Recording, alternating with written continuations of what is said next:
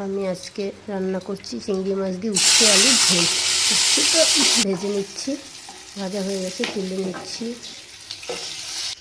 এই তেলের ভিতরে আলু দিয়ে দিলাম, আলুটা নুন হলুদ দিয়ে ভাজা হয়ে গেছে, আলুটা তুলে নিচ্ছি। ওপরে তেলের ভিতরে চিংড়ি মাছটা দিয়ে দিলাম, নুন হলুদ দিয়ে চিংড়ি মাছটা ভেজে নিচ্ছি। ভাজা হয়ে গেছে, চিংড়ি মাছটা তুলে নিলাম।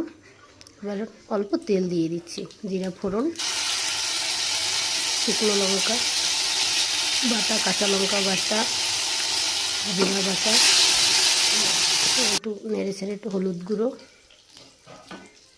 এবার কষাতে কষাতে তেলটা ছেড়ে এসছে, মানে তেল ছেড়ে দিয়েছে। এবার উচ্ছে আলু যে ভেজে রেখেছি চিংড়ি মাছ ওটা দিয়ে অল্প সময় কষিয়ে নিচ্ছি। কষানো হয়ে গেছে, পরিমাণ মতো জল দিয়ে দিচ্ছি। এবার ঢাকা দিয়ে দিলাম, হয়ে এসছে। শুধু ধনিয়া পাতা, অন্য কিছু দেওয়ার আর কোনো প্রয়োজন নেই। তবে একটু তেলটা বেশি লাগে, যেহেতু বারবার ভেজে নিতে হয়।